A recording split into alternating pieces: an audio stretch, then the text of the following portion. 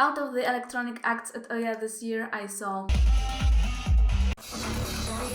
And I could have seen the orb, but I'll get to this later. First off, I was very surprised how they put such a famous person on such a little scene called Klubben, which, as you may guess, means the club. Obviously, a lot of people tried to enter this little limited space, and some couldn't, so they bounced away. I had to wait like 15 minutes, and it was frustrating because I could hear the concert was good, but all I could see were the big construction blocks that blocked the entrance.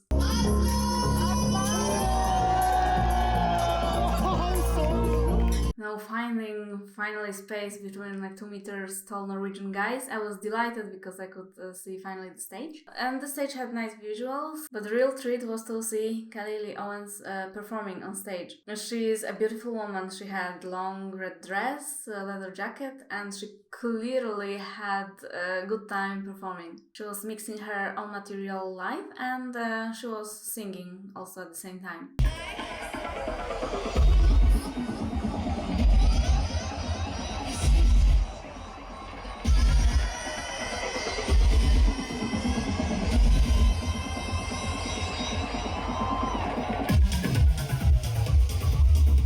As for material she played, it came from 2024 album Dream State, but also there was some older material. Contrary to what a lot of people think, I consider that a progressive house, progressive trance, even genre for her, a good direction, like artistic jackpot for her. Honestly, I think her ambient techno, it was nice, but it was vanilla, honestly, and I've heard in my life a whole bunch of better ambient techno. I more enjoy the experimental direction she had with LP.8, especially that song with John Cale from Velvet Underground. But going full trance suits her, in my opinion, even better. She makes this genre very listenable. I would say noble even. My husband is a big expert on early Berlin trance, and when I played Dream State on our big speakers at home, he started shazamming for the tracks what it is, so that's the best quality assessment I can give.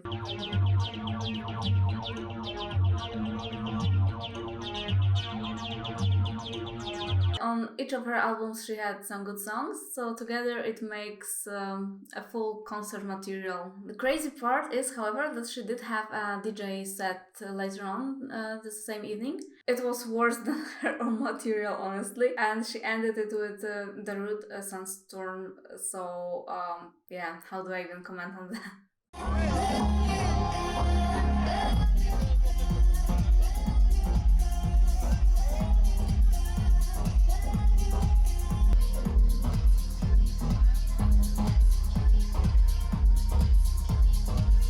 Bicep are an electronic duo from Northern Ireland, and they performed to close the festival with their musical and visual art performance called Chroma. I'm not some devoted fan, but I've heard their stuff before, and I thought it was okay. It was also a DJ show, so I was also curious how it would be different from their usual stuff.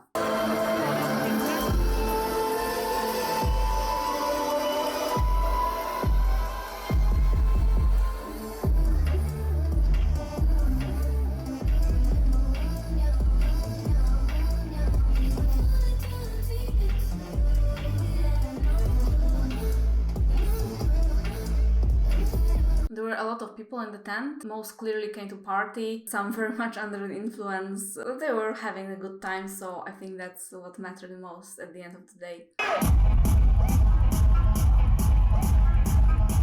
I'm only a coffee abuser, so this hits differently, or doesn't at all. My husband rated the performance 6 out of 10, calling the tracks kind of boring. And as for me, after like 40 minutes of kind of like finding out the scheme that is going over and over, I thought I heard everything that I wanted to hear.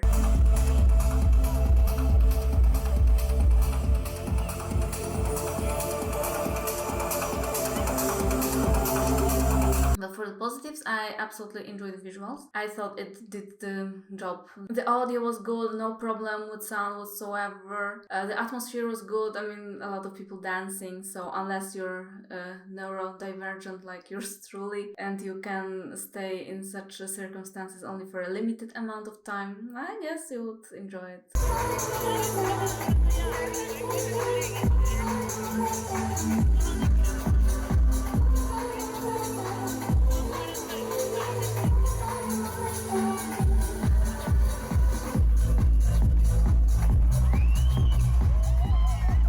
Double bad luck. I mean, first he was supposed to perform at a special event called Øyanat. It's an after party, and you buy separate tickets every day for that. But whatever. I checked the lineup a few weeks ago and I didn't see his name, but it's possible I just missed it. So it turned out he was actually giving a DJ set in this Kluben place on Saturday as a last-minute replacement. Even though I kept refreshing the website all the time on every day, I didn't see it. It was not showing on my phone. Only after I boarded the metro, I saw the information on the festival website, and my husband was like, "Oh, I thought you knew." Well, no, I didn't.